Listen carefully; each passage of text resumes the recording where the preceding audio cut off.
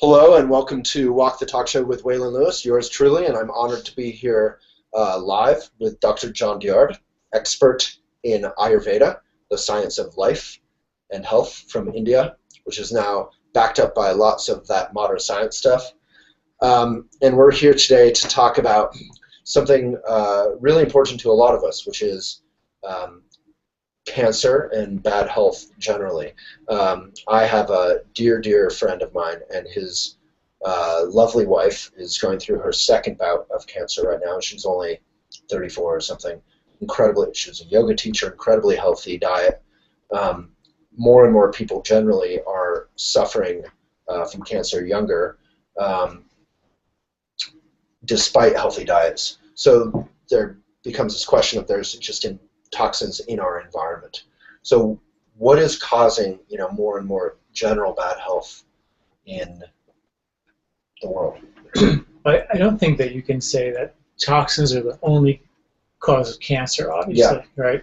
I think there's many things that you really have to look at stress and an incessant lifestyle and a mind that won't shut down and stop thinking. Those things drive the body into a state of exhaustion, and when under stress, the body will break down. Because the immune system is weaker, or absolutely. When you're under stress, we know how this works now. We know that when you're under a lot of stress, that stress is processed through your gut, and there's microbes in your gut that control your immune system. So when you're under a lot of stress, the good bugs go south and the bad bugs go north. It's been well documented in many ways. They took the poop out of a anxious mouse and they put it into a calm mouse, and the calm mouse got anxious. Well, if you put poop into me, I'm going to get pretty anxious. That's disgusting. It was just the mouse. They didn't even know what was happening. They weren't told of this. In other words, the microbes in Cool. Once you change the bugs, you change everything. You put the bug, take the bugs out of a fat person, put a skinny person gets fat. So from a Buddhist point of view, we blog about this a lot on Elephant. Stress isn't bad, but how we deal with it. I mean, stress is just going to happen. It's part of life. What we now know that when you're under stress, the microbes in your gut are altered. Not only do we know that if you're living next to someone or being yelled at a lot, that causes that stress, but also what you see, what you feel, and what you experience, which is very Buddhist, very Ayurvedic as well, it affects your microbes. And if your microbes go south, you don't make the neurotransmitters and make your mood calm, your immune system goes south. It's all directly related. We know your blood sugar, your weight, your bone density, it's all dependent on certain microbes. And the more stressed we are, the more those bugs go south. So we have to develop microbial diversity. And one way to do that, Ayurveda talks about a lot, is to understand where the stress is coming in so you can begin to either navigate around it and live a lifestyle that's not, head-on against major stress. And so instead of just shoveling it out with a stress reduction technique, the idea is to live a lifestyle that's going downstream with the current, in harmony with nature's cycles, so you feel, energized at the end of the day versus stressed out, and therefore you're not taking out your good bugs. So, a lot of questions, but one would be, a lot of like conventional or Western science folks would probably listen to what you just said and say, stress, bugs, maybe that's relevant, but that is not a way to fight cancer. No, you're right. Yeah. I would agree with that. I think you have to look at, there's people who eat all organic food, right? There's mercury on the coal mine, from the coal mine plumes that cover all the organic vegetables. So you could be eating all organic and still eating mercury and lead. You can't get rid of it. You can't wash it off. It's there. So what's interesting about the Ayurvedic approach is that your ability to digest well is your ability to detox well. So if you can digest the mercury and detox the mercury from the coal mine, you can get rid of all this. Absolutely. But if your digestion has gone south because of the stress, taking out your bugs, taking out your digestion, then you say, well, I can't eat wheat or dairy or greasy fried food.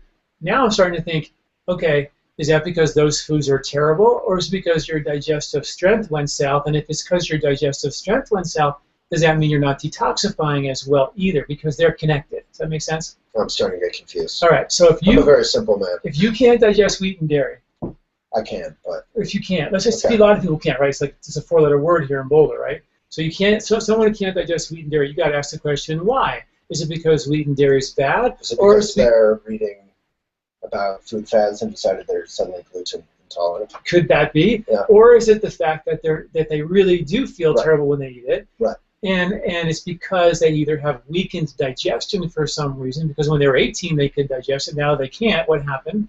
So many times the digestive system dials down, becomes weaker, and that means our detoxification ability becomes weaker. So my point is that if you don't digest hard to digest foods well, and you start taking foods off the list, like last year I couldn't do this, now I can't do this, now I can't do this, and I'm going down this road of less and less foods I can tolerate, the biggest risk is the toxic exposure, because if you can't digest hard to digest foods, you're definitely not digesting or detoxifying the chemicals, which can take you out in a potential issue like cancer. So how do we keep those bugs happy, like probiotics or what? Probiotics are very good. There are colonizing and transient probiotics. You want to get ones that actually stick to the gut wall and poop out waste that other bugs will eat and create diversity. So you want to make sure you get the right kind. That's really important. And then you have to revamp and reboot your digestion. And there's so many. I have so many free videos on how to reboot your digestion and get your digestion back, so you can eat wheat and dairy. And you don't go around thinking I can't eat, can't eat, can't eat, can't eat. And like I said, some people can't eat them, and it's not across the board. But there's a lot of people who that weakness in digestion is directly related to an inability to detoxify, and that's risky. So yeah. So there's many other questions. One thing I do love about the gluten-free thing, and the fad as I often call it, is that the emphasis is on less processed food. Is that a good thing? Like stay away from processed foods. I think it's so funny. The gluten-free foods are some of the most processed foods we can eat. Yeah, exactly. The gluten-free bread, which is just like it's mind-boggling. So so if gluten-free means you're eating less processed food, that's great. Yes. Yes. Yes. Yes. So and I think in a lot of ways people feel better because of that. But I think there's also the fact that you can get gluten like an Ezekiel bread that has gluten in it, and most people do fine with that. So is it the gluten, or like here's an interesting thing: the glycemic index of like Rudy's organic whole wheat bread, which is a good quality bread, is about a 70 or a 75. The glycemic index for white table sugar, the white powder, is a 59. That's how quickly the food becomes sugar in your blood. So sugar is 59, and white whole wheat bread is organic whole wheat bread is a 75 or something. Like, it's not maybe the wheat that's causing the big belly.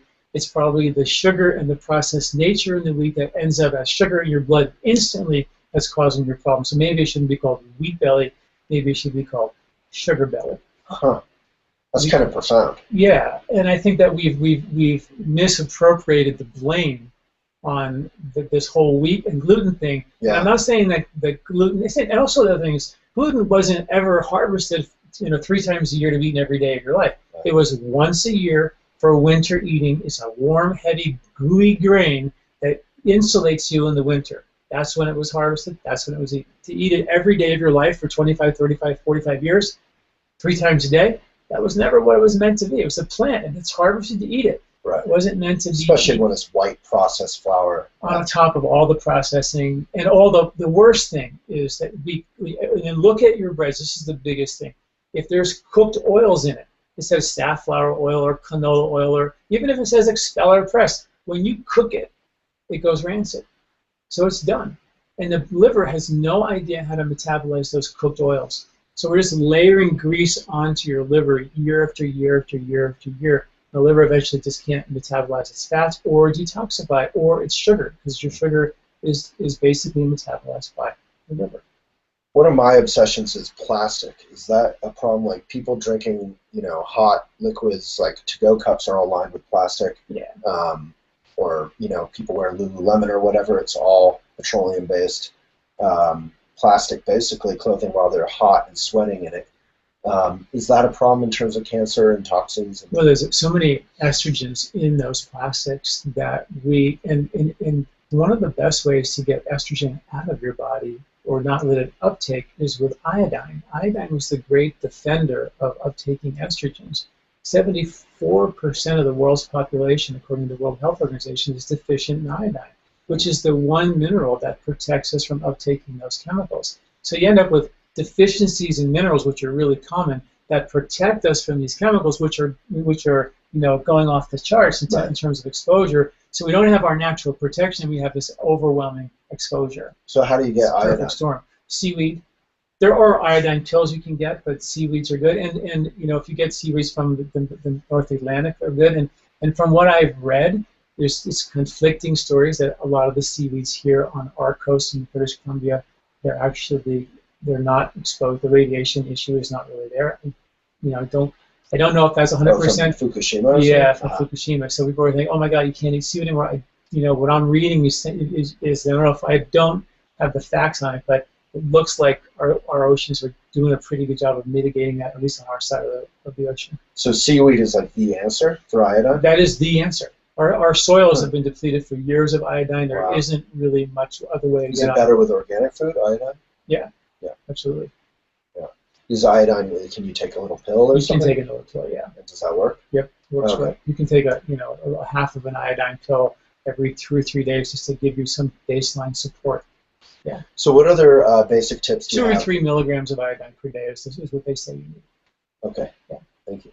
What other tips do you have in terms of detoxifying and staying healthy long term with? Well, becoming a good digester requires resetting your ability to detox. Being a good detoxifier, and I think we have some cleanses that we do that reset digestion and detoxify at the same time. Spring's a natural time. It's a natural time to do that.